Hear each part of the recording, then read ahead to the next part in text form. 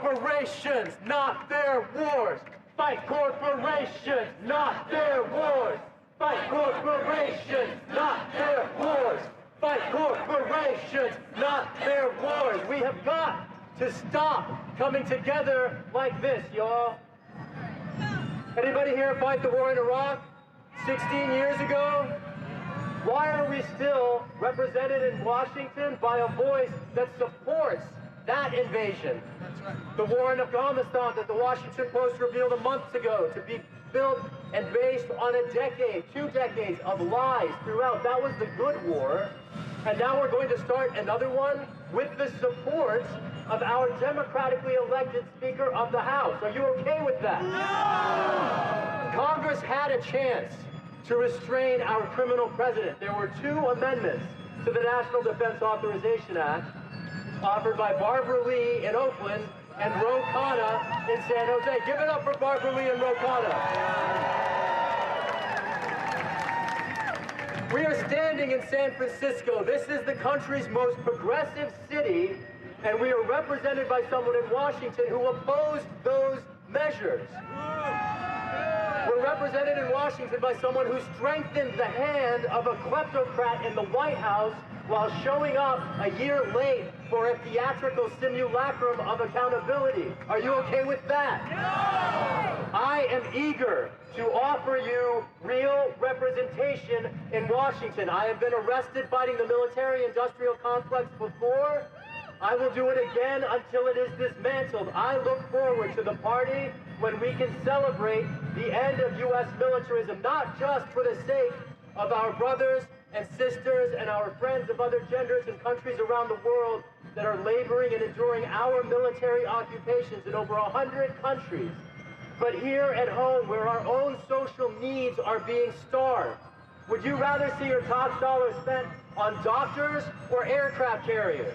Doctors! You know that we can have Medicare for all. You know that we can have the Green New Deal. You know that we can have them when we dismantle the military-industrial complex. Thank you for being out here. I look forward to representing you in Washington. Thank you so much, Shahid.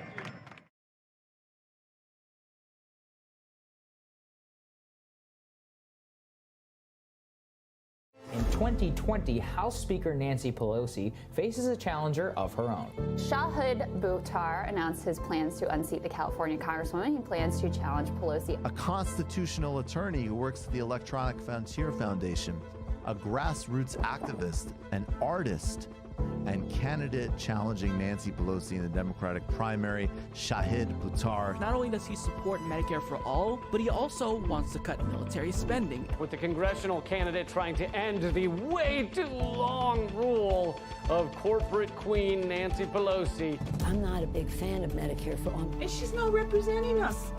She's not. She's representing her interests. She needs to retire. She does. If Hillary Clinton had won, I was ready to go home. She's out of touch with what's really happening. Shahid is authentic, and he cares about people.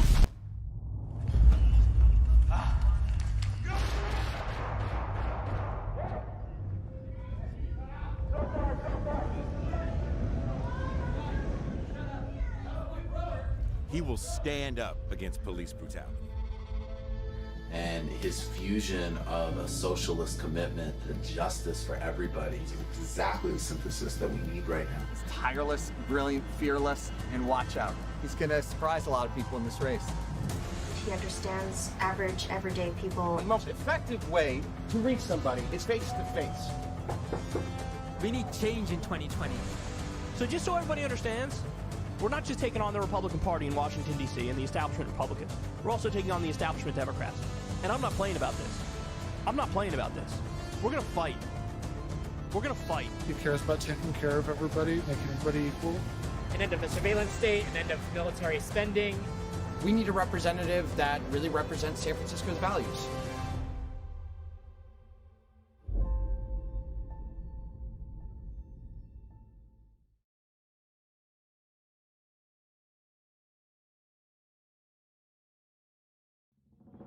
The mounting global climate crisis threatens humanity and the future of life on this earth.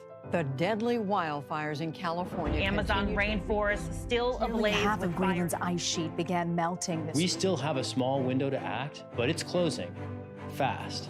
Most frighteningly, what they tell us is if we don't get our act together and make massive changes within the next 11 years, the damage done to our country and the rest of the world will be irreparable.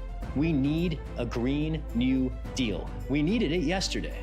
Our civilization is being sacrificed for the opportunity of a very small number of people to continue making enormous amounts of money. Some people think the Green New Deal sounds impossible, but we've done the impossible before. We choose to go to the moon in this decade and do the other things, not because they are easy, but because they are hard. It's one small step for man, one giant leap for mankind. 4 decades after the passage of the Civil Rights Act, voters have chosen our first African-American president. It was a ruling decades in the making, a hard-fought victory for the right to marry. We won those fights. We can win this one together too.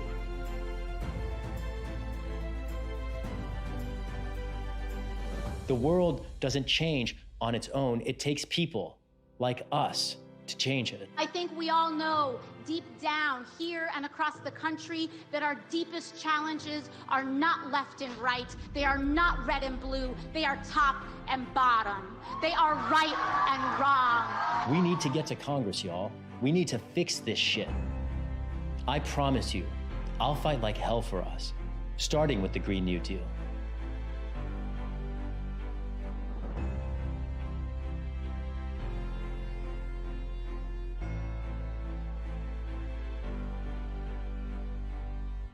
We got this, fam.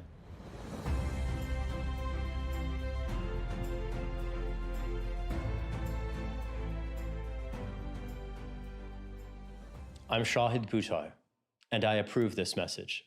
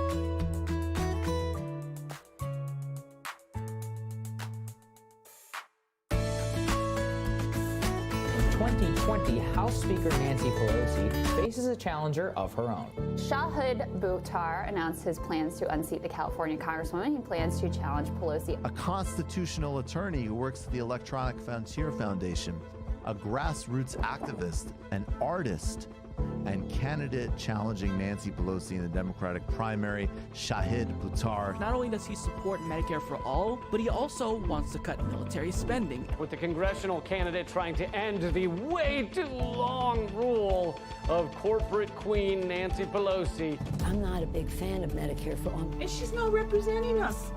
She's not. She's representing her interests. She needs to retire. She does. If Hillary Clinton had won, I was ready to go home. She's out of touch with what's really happening. Shahid is authentic, and he cares about people.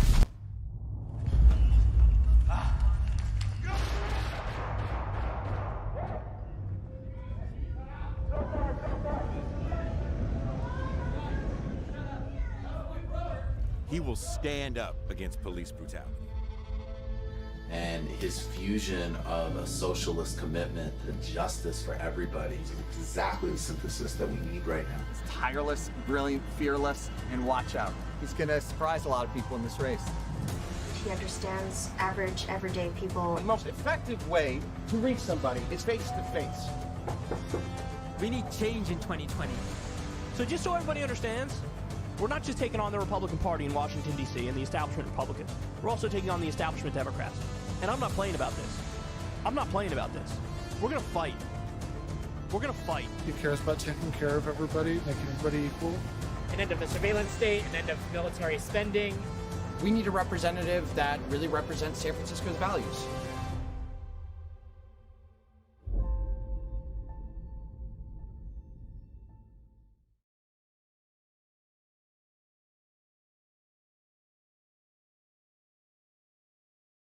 In 2020, House Speaker The mounting Nancy global climate crisis threatens humanity and the future of life on this earth. The deadly wildfires in California. Amazon rainforest still ablaze. Half of Greenland's ice sheet began melting this We still have a small window to act, but it's closing fast. Most frighteningly, what they tell us is if we don't get our act together and make massive changes within the next 11 years, the damage done to our country and the rest of the world will be irreparable. We need a Green New Deal. We needed it yesterday.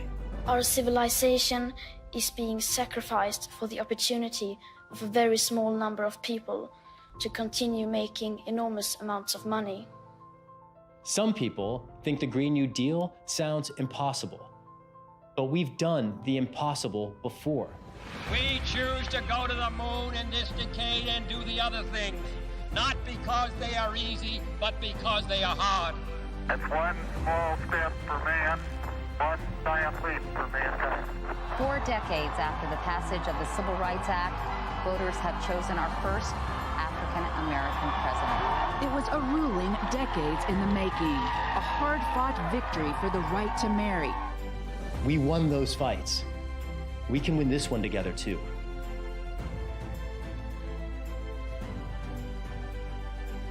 The world doesn't change on its own. It takes people like us to change it. I think we all know deep down here and across the country that our deepest challenges are not left and right. They are not red and blue. They are top and bottom. They are right and wrong. We need to get to Congress, y'all. We need to fix this shit.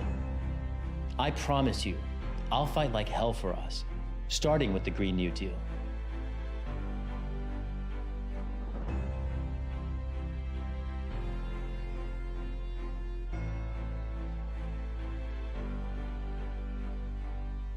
We got this, fam.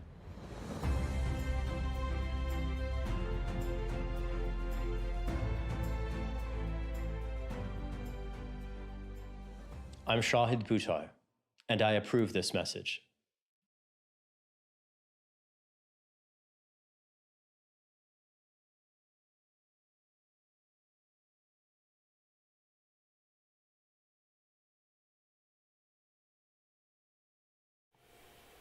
Hey, good evening, everyone.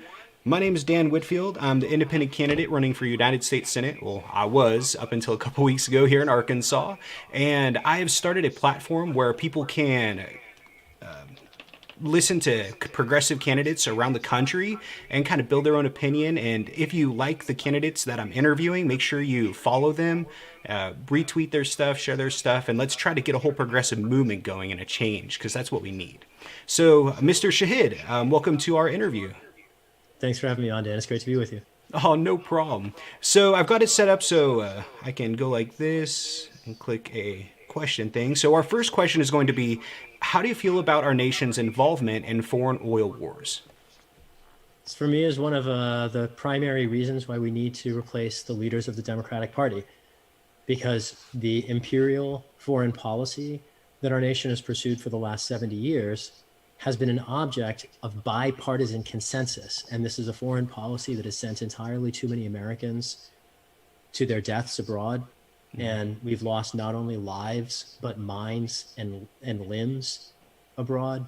And those are the costs to the so-called victor. If you think about the cost of the places that we have liberated for democracy at the barrel of a gun, those costs have been catastrophic.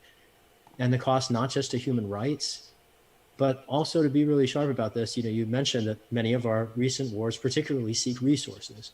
And one reason we have to end this cycle is because the cycle of CIA interventions and Defense Department invasions, they accelerate and exacerbate the climate crisis. There's a crucial intersection between our foreign policy and our climate policy and the climate justice movement, frankly, pays a lot of attention to energy policy, which it should, and not nearly enough attention to foreign policy, which can be a hole in the bucket. We could get a Green New Deal, and if the Pentagon and the CIA remain at liberty to just invade foreign countries at the drop of a hat to pull their petroleum out from underneath their soil, we will not have made any progress. And I'm very eager to see us make some progress, both to advance human rights and peace, and also to help ameliorate the impacts of the climate crisis. Yeah, absolutely. I think one of our biggest problems right now is the military-industrial complex.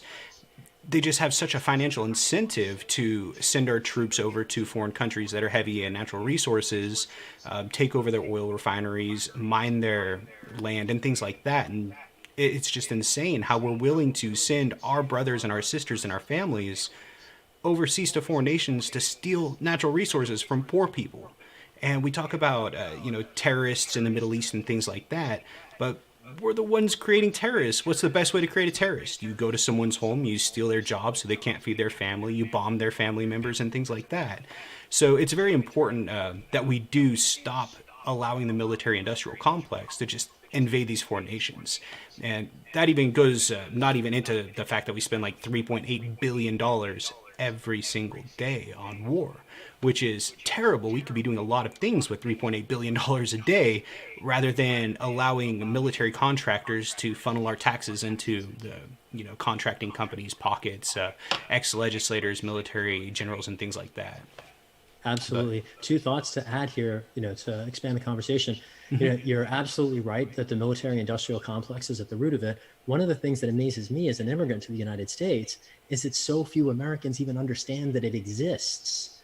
And it's not like it's in any way been obscure. It was called out on national television by a sitting U.S. president 60 years ago. And so, it's been by the most powerful, prolific voice in the land through the most prolific media available at the time, an object of explicit conversation. And somehow an entire country just forgot that it even exists, or that its architect warned us that all of these things would happen. The DHS goon squads that Trump has deployed in Portland and Kenosha, straight out of Eisenhower's fears. The NSA surveillance net, straight out of Eisenhower's fears. The CIA robotic drone strike program, all that out of his fears. The other place I wanted to quibble, you suggested, and I think you're generally right, that the surest way to create terrorism is to bomb foreign countries. The only place I'd quibble is there might be one way more guaranteed to create terrorists, and that's to train them, and the CIA does that too. Yes. People forget Al-Qaeda started as the Mujahideen. The CIA trained Al-Qaeda to fight the Soviets in the 80s. That's not controversial. That's not a conspiracy theory. That's documented history. The CIA trained and funded and equipped the narco traffickers who in the 90s showed up in the streets of Miami and LA gunning down US cops. That's why we have militarized police in the United States. And it's why mass incarceration grew metastatic. That was a CIA program, or at least the inadvertent, if we were to be charitable, sort of downstream results of one. These are patterns that are too well established, and we need to pay more attention to history in order to make sure that we don't blindly follow its errors and mistakes again in the future. Absolutely. I think that's why our Congress should actually have a wide diversity of professions in it. We shouldn't just have a bunch of lawyers, a bunch of, rich old white millionaire guys. We need to have historians, economists, sociologists, psychologists. We need to have a wide variety of people writing our legislation. That way they can understand the impacts of that legislation, not only on our society, but on the societies and our neighbors and the nations around us. But could not agree more. Yeah, I can talk all day about anti-war stuff. No, I'm glad you did. As a lawyer who is not white or rich, I would just note that there is some diversity even within professions, but I absolutely agree to your point. And I'd really like to see more teachers in Congress. I think that's an absent profession in terms of being more represented. Cori Bush is going to Congress. She's a nurse. I'm very excited to see a nurse active in the movement for Black Lives going to the body to inform our national legislature. And we need people who have life experience in other crucial sectors. I think you're absolutely right. Yeah, absolutely. So let's move on to our next question.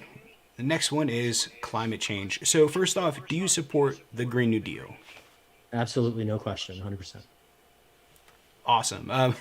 So what are... I can go into it. I didn't want to, if that's... I don't want to just go right back at you, but if you're eager. Yeah, I no, can you're unpack good. So something. basically, some of the things that I supported were, focusing on renewable sources of energy. Of course, it comes down to solar, hydro, wind, but also thorium nuclear energy was really big on my platform because we have to figure out how we're going to power urban areas. And if we could just convert our uranium reactors to thorium, that takes care of urban, and then we could focus more on solar and wind for our more rural areas. Do you think that we should be spending less money on fossil fuel subsidies and more money instead on renewable energy and technology? Certainly less money. In fact, I'd like to phase out fossil fuel subsidies entirely. I'd like to ramp up renewables, get to 100% renewables. I'm not a fan of nuclear power generation, if only because of all of its externalities that have been established in the past. I want to make the point here, just additionally on the Green New Deal, the commitment to 100% renewable energy is a critical piece of it, of course. The part that I think doesn't get talked about enough, that often gets derided as a tack on or in some way some tangential addition, but it's integral to the vision, is the industrial transformation that the Green New Deal envisions. And this is everything from the just transition for workers in fossil fuel dependent industries and ensuring that they have opportunities in the new green economy. It includes the federal jobs guarantee that frankly uniquely would enable any number of climate resiliency projects that without a jobs guarantee, we'd have no hope of ever building. I'm thinking at the moment, living in California, we're in the midst of wildfire season. 4 million acres had burned here even before wildfire season officially began. And it will continue to get worse. There's no model in the forecast that suggests the climate crisis is in any way going to get any better. The question is just how much can we slow its continuing acceleration? And to that extent, frankly, we need to do a bunch of forest management work here in California and across many Western states. And the only way to do it is to put a generation to work in some labor-intensive projects that, frankly, the market can't incentivize. And so that's one thing that the just transition and the federal jobs guarantee would do. Another piece of the Green New Deal that I think is integral to this part about the industrial transformation is recognizing what it takes politically to secure the consensus for policy change. In other words, we all agree, or many people agree, that we need to get to 100% renewables. And so the question then becomes, how do we get there? That's why the just transition is so important, because we can't make a policy commitment to 100% renewable energy in the United States, given the political reality, without ensuring an on-ramp so that a whole bunch of people who currently don't feel like they have a stake in the green economy have a chance to participate in it. That's everybody from the miners in West Virginia to the steel workers in Pennsylvania to, the folks who are going to participate in those climate resiliency projects. We need to stitch together a broad fabric. And that's the magic of the Green New Deal, is it ensures, frankly, something for everybody. And we've had a New Deal before in our nation's past at a time of grave crisis when we needed government support. And the Green New Deal represents a replication of that same strategy. It worked for us in the era of the last century, and doubling our public investments and then some into renewable energy, retracting our public subsidies for fossil fuels. One last point I'd make here, beyond the Green New Deal, I'd also like ultimately to nationalize fossil fuel companies. There's no good reason to incentivize resource plunder with the profit motive. The market is not an abstract natural phenomenon. It's conditioned entirely by the legal regime. That's why you can't, for instance, sell your kidney legally, right? Or you can't sell your vote. We decided that some things you can trade, some things you can't. There's no reason that we let people claim as if they made it things that they pull out of the ground. Everything we pull out of the ground, we are stealing from the future. And we should recognize that. And right the moment our economy, our legal system, our political system doesn't recognize that at all, there's no recognition of the theft of our shared global commons from every iota of resource extraction. And this is a place where indigenous wisdom, I'm conscious that this week was Indigenous Peoples Day. This is a place where indigenous wisdom, I think, offers a great deal of poignant relevance for our public policy that we have too long ignored. Absolutely. And I worked in the oil field for a couple years in my younger years. And so I got to see what it was like to be out on drilling rigs. I was an instrumentation technician. So if one of their computers broke or their gas detection system, they'd fly me out to a rig and I'd go fix it. So I got to see thousands of rigs. And it's just amazing how terrible for our environment these rigs really are. I was even on a rig. I was ignorant at this time. There was a leak and there was oil leaking into the water. And rather than reporting what was happening, they said, they were like, oh, it's just going to be a bunch of paperwork. We'll just clean it up and let it go, kind of thing. And that's just the mindset that they are, that they have. It's all about making money, making profit, and putting profit above everything else, whether or not it's a clean environment or safety for the workers. And I see a lot of these debates going on right now, and a lot of Republicans are talking about how, well, if we switch, away from fossil fuels and natural gas, millions of people are going to lose their jobs. Well, what they failed to mention is that those millions of people are now going to be, given the opportunity to work in clean energy fields, to, work on solar panels, to maintenance for wind turbines and things like that. There are going to be new good jobs. And these jobs are going to be safer. They're going to have better pay, better hours, and better benefits. So, and that just falls right into my next question is going to be about Medicare for all. And that's the same thing I keep hearing about Medicare for all from a lot of Republicans trying to debate against it are, well, you're going to throw off 30 million people from the health insurance or 180 million people or whatever they're saying. And it's like, well, yeah, we're going to take private health insurance away from 180 million people that are right now paying between 15 to 20% of their income for medical insurance through their employer. And instead, we're going to give them a public option, which will only cost them about 4% of their income.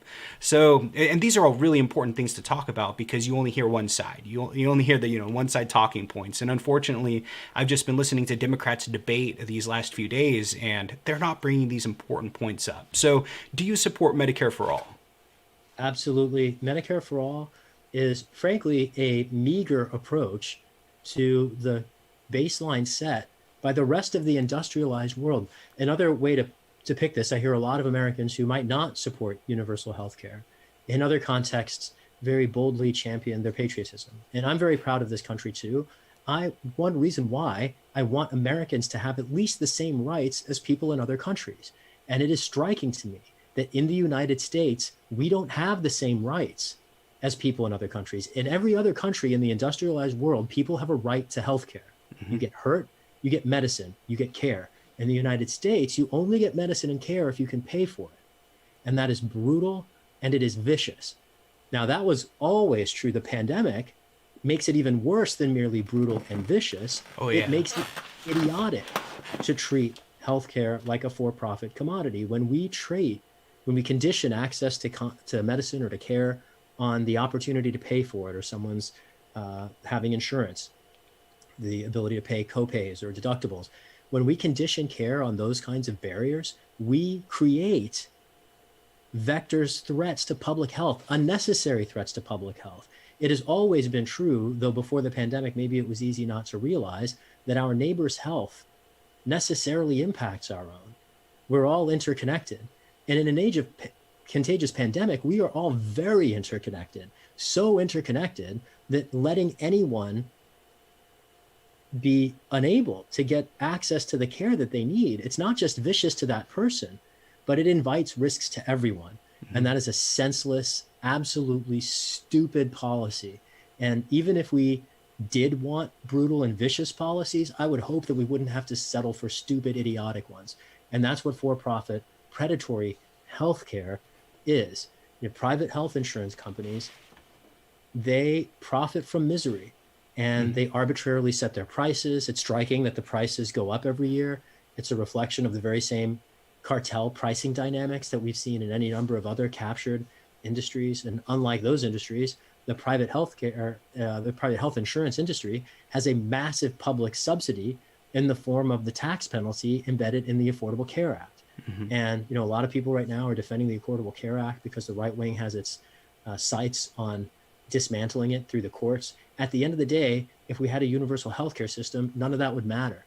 And frankly, it's a no-brainer. Not only would it improve our healthcare outcomes, every country in the world that has it has vastly outperformed us, particularly in response to the COVID pandemic.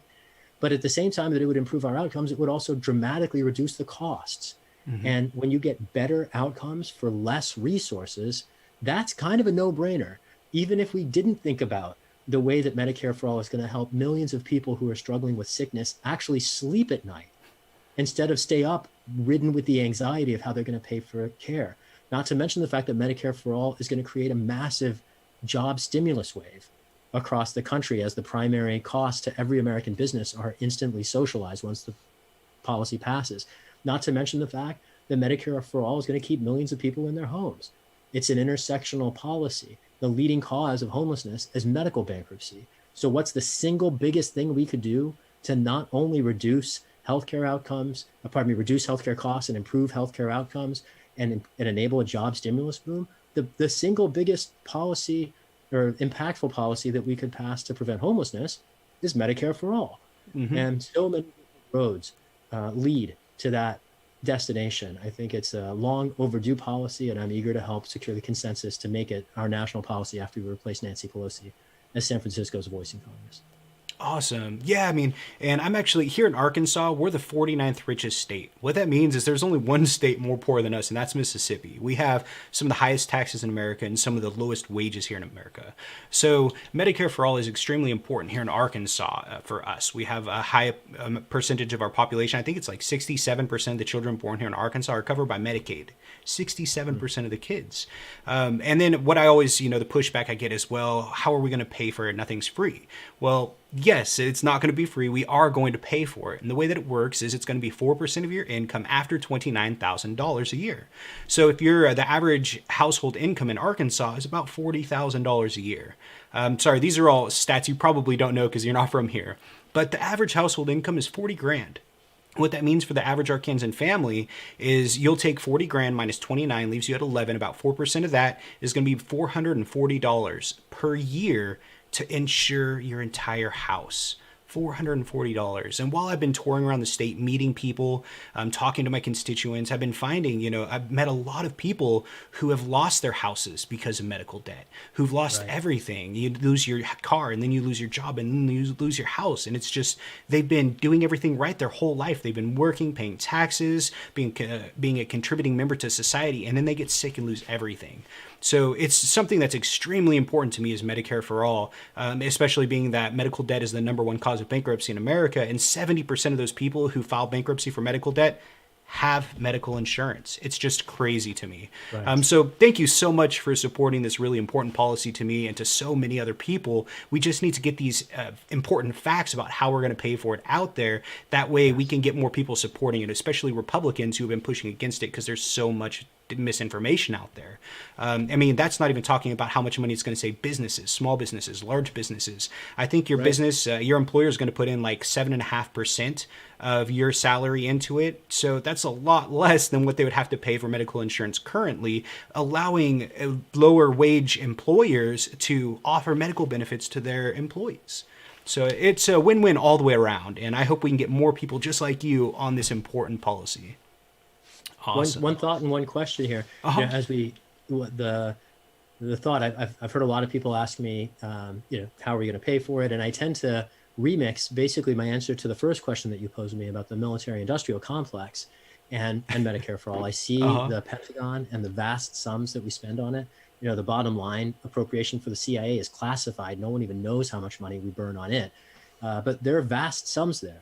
$740 billion this year alone was allocated to the Department of Defense. Medicare for All would be pennies relative to that. So, that's one place that the resources come from. The question I had for you is, here in California, it's very much an object of general consensus. And I think that in parts of the Northeast it is. And people often ask me, how do you sell Medicare for All in parts of the country that might not be represented by the furthest left voices in Congress? And my response has been to point at Cori Bush, where we see, St. Louis, Missouri is sending someone to the squad. Minneapolis has someone in the squad. Medicare for All matters as much in Indiana and Alabama as it does in California. What sort of response did you get from constituents in Arkansas, and how did you find people there responding to the invitation to practice a more sharing approach to healthcare instead of a more individuated one? So this is a very conservative state. So running as a progressive independent was tough. But the biggest pushback I would get right away is it's socialism. How are we going to pay for it? And the way that I was able to break through those barriers was just explaining to people exactly what it is. Number one, it should have never been called Medicare for All. It's a terrible name, just like defund the police, because it's not Medicare for everyone. It's completely different. It should have been called like healthcare for all. That way it wouldn't have scared so many people away, because a lot of people don't like they don't like Medicare, and they don't like having to have the different options and things like that. Well, when you start to explain the monetary benefits of it, especially the fact that it will actually cap prescription drug prices at $200 per year. So if you go in on January, fill your prescriptions, and it's $200, you pay your $200 and your prescriptions are free the rest of the year.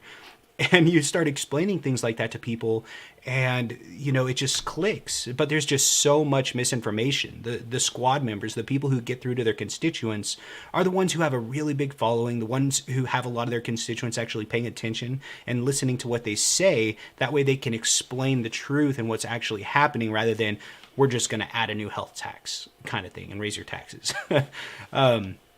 But that's really been it, just trying to explain it to people. I've even had people who were like, when Bernie Sanders was talking about Medicare for all, I couldn't get on board.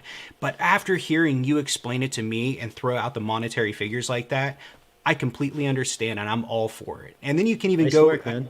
Yeah, it helps a lot. And then if you go as far as to say, lower middle class income's about $100,000 a year. So if you take 100,000 minus 29,000, and it ends up breaking down to about $237 a month if you make $100,000 a year for medical insurance. Well, my wife and I, we both work at JB Hunt. We have decent jobs. We're not wealthy or anything like that, of course. We're still not even quite to middle class, because middle class is really like 125.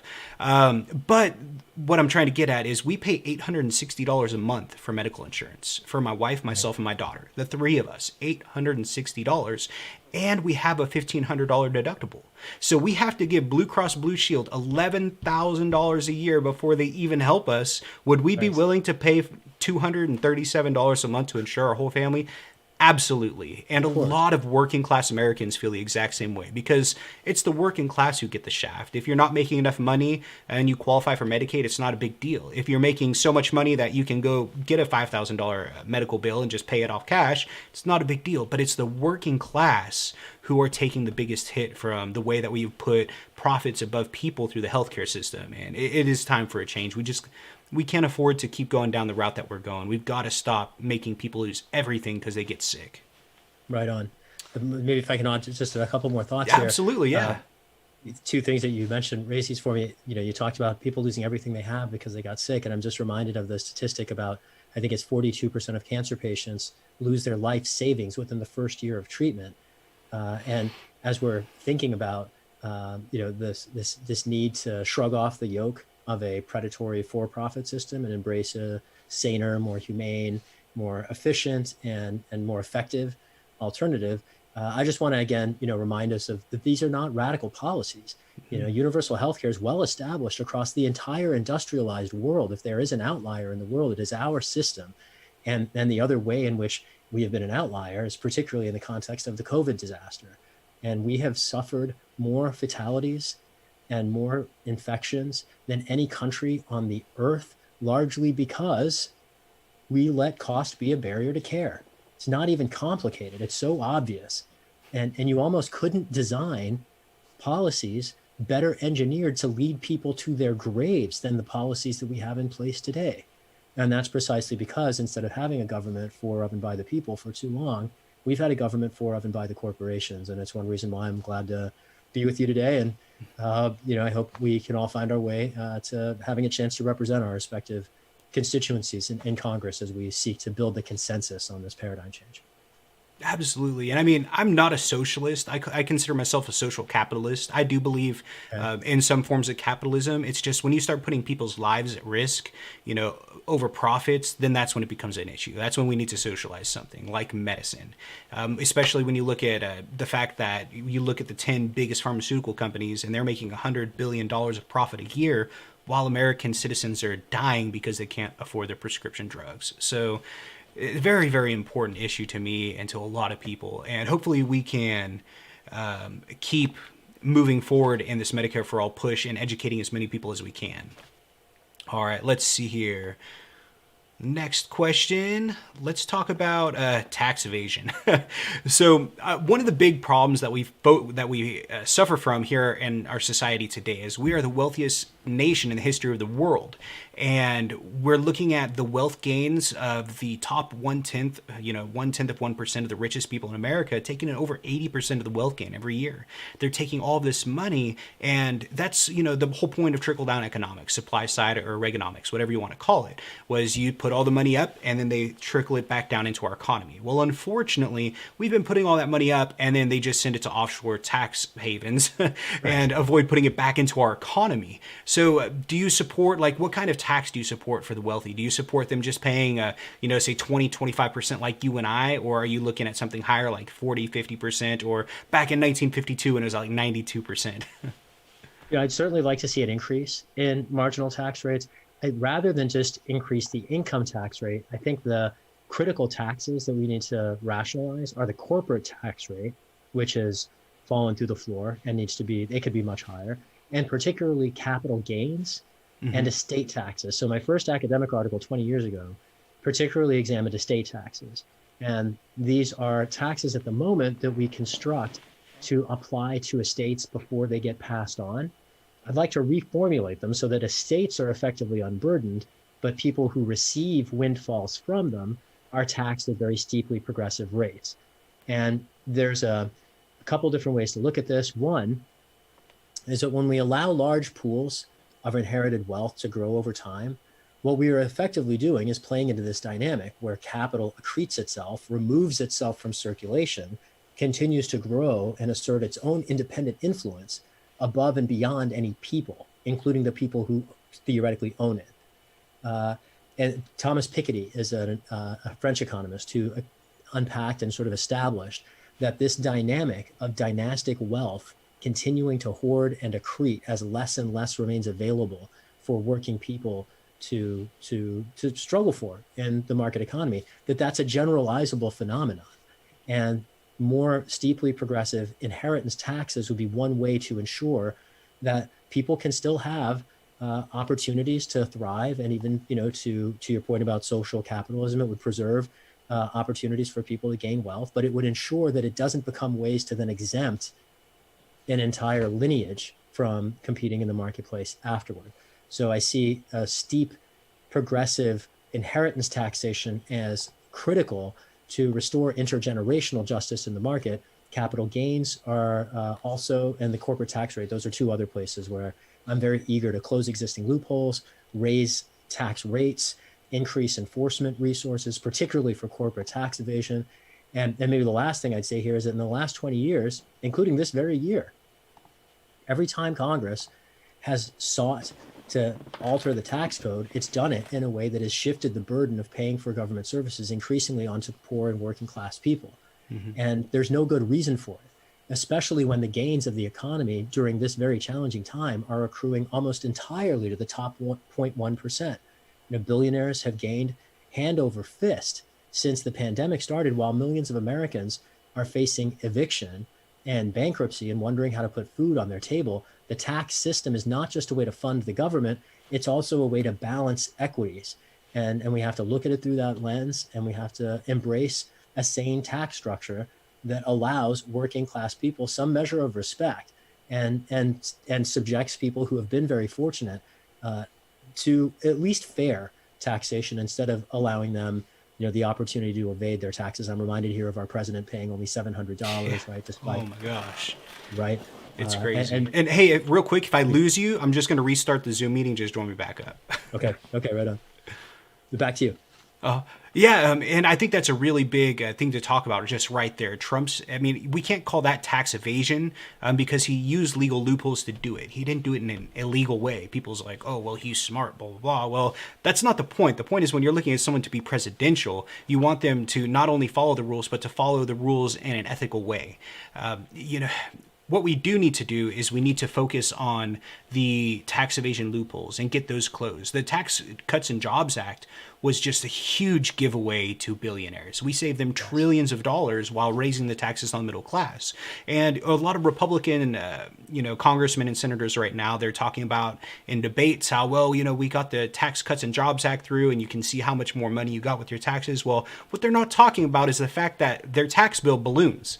So within the next 3 years, we're going to be paying more in taxes. We may have gotten a little less right now, but that's just for the election. And it's things like that are just insane to me that people are okay with it happening. And like I said, I don't want to really severely, burden our billionaires with taxes. I just want to make sure they're paying their fair share. I want to make sure that there's not $23 trillion floating around in offshore bank accounts untaxed. And if we want to allow these legal tax evasion loopholes, then let's try something different economically. Let's try trickle up economics. Let's put the money in the hands of the working class, allow them to spend that money to go up rather than putting it in the hands of billionaires and expecting them to put it back into jobs and into higher wages, because it's just not going to happen. But yeah, that's another really important one to me, is ending these tax evasion loopholes. Yes. Pay 25%, I'd be happy. Bill Gates, he was complaining. He's like, I've paid so much in taxes. I paid $10 billion in taxes. $10 billion. So let's see here. You've made $100 billion and you've paid $10 billion. That's 10%. Come on. I mean, couldn't you at least just pay another 10%, 20%, which is less than the average American pays in their own taxes? We should have progressive tax rates for business, but I think for individuals, we should definitely have at least a flat tax to make sure that they're not evading taxes altogether. But it's a really big one. And just imagine for 1 second, what if the billionaire class actually started to pay taxes? We could lower the tax burden on the working class and we would still have the same amount of tax revenue to pay for all the different programs that we have. So it's a benefit in all ways. It's just the rich purchased our legislators, unfortunately, through huge campaign contributions, and they don't work for us anymore. They work for the billionaire class and corporations. All right, let's get into... I guess that segues straight into my last question I had here, is about the oligarch. What can we do about the oligarch? So we all know for a fact that a good example would have been my opponent, Tom Cotton.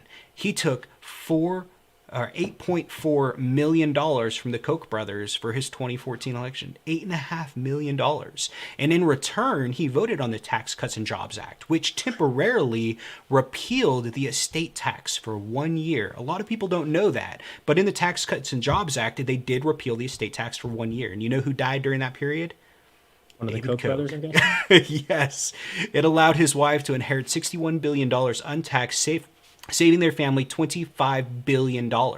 So why would the Koch brothers... I did not know that. Thank you for sharing that with me. Oh That's my gosh, it's insane. Astounding. I know, right? Actually, one of the Koch, one of their family members was Tom Cotton's treasurer for his last campaign too. Go figure. But that's why these billionaire Great families... investment. It's great work if you can get it. You make $25 billion by buying yourself a U.S. senator. Heck yeah. And I mean, think about it. They put $400 million into the 2018 elections. $400 million. Why would they put $400 million into an election? To save $25 billion. And that's just one billionaire family. That's not talking about the Rothschilds, Soros, Bloomberg, and all these other people. The Waltons. Right. Yeah. I'm at the home of Walmart corporate headquarters. Their corporate headquarters is 5 minutes from my house.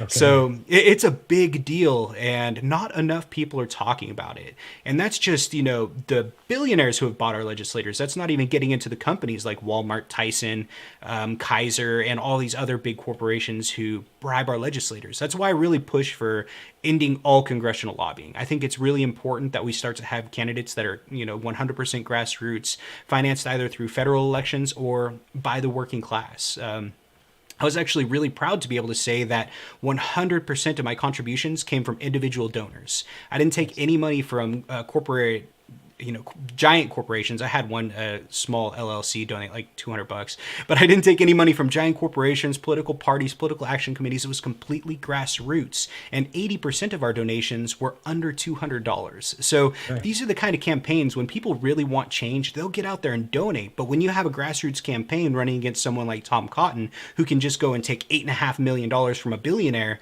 it makes it really tough when 86% of the time the candidate with more money gets elected. So ending congressional lobbying, that's how I think we can fight the oligarch. Do you have any suggestions on how we can get some of this corruption out of our government? Totally, and great questions to raise. Getting money out of politics is a crucial step. Campaign finance is part of that. Lobbying is part of that. They're separate parts of it, and so.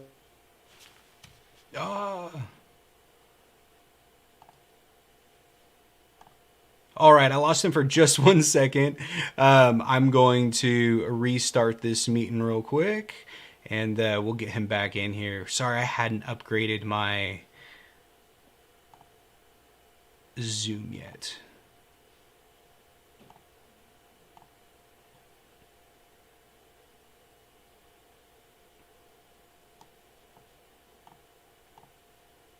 All right, there we go. So I got the Zoom meeting. He should hop right back in. Hey, look, I think you see two of me. Awesome. But real quick, thank you all so much for joining me for this interview. We're still going. He should be rejoining my meeting here in just 1 second. But I hope you're enjoying it as much as I am. He's a really awesome guy. I'm so glad to see that we have actual progressive people, still running for office. And as much as some people like Nancy Pelosi, it is unfortunately a fact that she has been voting to raise the military budget. She has been voting against Medicare for all. She has been doing a lot of things that may look good on paper and to use for her to promote herself through media, but a lot of these things are actually hurting the American people. And we really have to start working on voting out these. Oh, I'm going to have to go back through and get my audio back on with him. But we're going to have to start going through and figuring out who these so-called Democratic representatives are who are voting against our best interests, and instead start voting for their progressive challengers, the people who are actually going to work for us and not work for their corporate donors. Can you hear me, sir? I can. Can you hear me? Yes, I can. Awesome. Right on. Right on. Maybe just to pick up where we were left off, I think you're absolutely right about the need to, to limit, curtail, and ultimately erode the influence of corporate donors. In terms of the influence and money in politics, there's the election campaign finance arena, and then there's the lobbying arena after you take office. Just to look at the election campaign arena, so I'm confronting the most well-funded corporate politician on the planet. We've raised for our campaign $1.5 million in average contributions of under $22, and we're still outspent 15-1 by Pelosi. And that's the kind of money in politics we're talking about that swamps even very well-funded challengers like ours. She spends as much as we've raised for our entire campaign every month on Facebook ads alone. And that's part of what we're up against. And in terms of my commitment to the issue and getting money out of politics, the very first case that I had after I finished law school, I was working for a San Francisco law firm in Washington, D.C. And the firm gave me the opportunity to work. I was representing two members of Congress, Shays and Meehan, Marty Meehan and Christopher Shays were the House co-sponsors of the last bill that tried to take corporate money out of politics. This was the McCain-Feingold Bipartisan Campaign Reform Act of 2003. And we won that case. We sued the Federal Election Commission on behalf of the members of Congress who tried to take money out of politics. And we won that case before the before the DC Circuit in 2006. Years later, not many years later, about 4 years later, the Supreme Court in the Citizens United decision destroyed that era of my career and everything that we fought for. So I've long been committed to trying to recover our democracy from the vagaries of run-amok capitalism. I see the problem of money in politics as part of it. You separated, and I think it's important also to think about lobbying and what happens after people take office. And Representative Ocasio-Cortez has been very outspoken about this.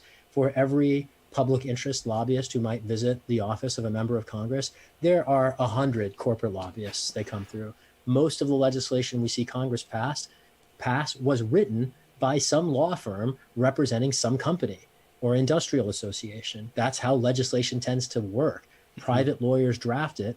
They find somebody in Congress who will carry their water for them, and then they get behind them. And as a lawyer who's long been on the sort of cutting edge of legal reform to advance civil rights, I'm very eager not to take my cues from corporations, but instead my constituents and public interest organizations. That's the only gloss I'd put here, is that as people denigrate lobbying, a lot of times they forget that the lobbyists include Greenpeace, they include the Sierra Club, they include the ACLU. Lobbyists are by and large a problem. It is, I don't know if it's lobbying inherently as the problem. It is certainly the resource differential that allows corporations to be vastly overrepresented. I would like to see lobbying happen through a transparent, publicly accountable channel rather than private relationships in different offices. That would make more sense. That would better limit the disproportionate influence of corporations while still allowing offices to gain expertise from, for instance, the set of public interest organizations that, frankly, I think we would want to inform legislation to advance everything from labor rights to environmental standards. Absolutely. I think that's a really good point. I believe there's like 29 lobbyists per U.S. congressman. 29. That means a different lobbyist can call you every single, like one lobbyist can call you once. You can get 24 calls from 24 different lobbyists every day for the Certainly entire every half it's hour. crazy. That's right. Yeah. And it's a huge issue. And you are right. There are, of course, some good lobbyists like the ACLU. And I think someone with your experience would be better on, more knowledgeable on how to deal with it to make sure that we don't get rid of the good lobbyists as well as the bad lobbyists and the ones who are overfunded. And I think that's a really good idea, just transparent lobbying. And there's some other things we can do. I've got really crazy ideas. Like I would like to see every single elected official, as soon as you take office, liquidate your portfolio. And I don't that think way, that's crazy at all. Right? There's nothing crazy about that. Then you wouldn't have a financial incentive on legislation when you're voting on it. And I think that would make a big difference. And it's That's no-brainer ethics. Nothing crazy about that at all. What's crazy is the system that allows people to go to Congress, maintaining private portfolios, and then to wield their offices as tools of enriching themselves and their friends. That's what's crazy. Yeah, and we just saw all that insider trading happening with those Senate GOP members during the pandemic. And whatever happened to all that? It made the news for like one day and then it just disappeared. No one said anything. And then they dropped the investigation. So these people just get away with insider trading. They get away with purchasing stocks and say Boeing, Raytheon, and then voting for war. And it's just crazy. We've got to remove that financial incentive in order to get some of that corruption out. And that's why I'm running for office. Why I originally wanted to run is because the corruption. I just see it. And the reason that I decided to run was Bernie Sanders gave a speech and he said, you know what? I've started the movement, I've started the political revolution, and the rest is up to you. If we're going to take our government back, we need to stand up by the millions, and regular working class people like you and me need to run for office. And that really touched me. And that's when I decided that, you know what, Tom Cotton is pretty much the embodiment of the devil. He's kind of one of the worst that there is. I'm sure you even know who Tom Cotton is over in California. Certainly. I don't know if I'd call him the devil, but no, I'm aware of his record, and I certainly see him as an agent of a predatory past. Yeah, and it's just, that's how we're going to do it, guys. That's how we're going to take on the oligarch, is we're going to run for office. And if you're a hardworking, honest person and you don't want to run for office to make yourself wealthy, you just want to run for office to make this a better place for your children to grow up in, please consider running. We really need that. We've got to get more people running. A big problem here in Arkansas is people running unopposed. We had 66 state seats, Republican seats, run unopposed this year. Jesus. It is insane. And, it is, and we just need to make sure that we fix that. I'm not sure how it is over in California. There you have a lot of population. I'm sure there's tons of people running. Your ballots are flooded, but that is a problem that we are facing here in the Midwest, is not enough people running for office. So if you're watching this, please consider reaching out to me and I'll help you. I learned myself, I figured out how to do it all. And I'm down to help people run for office, to figure out how to run so that we can start to take our government back from corporations and the billionaires and the oligarch. That's the only way we're going to return it, to being by the people for the people, rather than by special interests for the special interests. But I think that's kind of my last question. Did you have anything you wanted to add, or, why did you decide to run for office, if I may?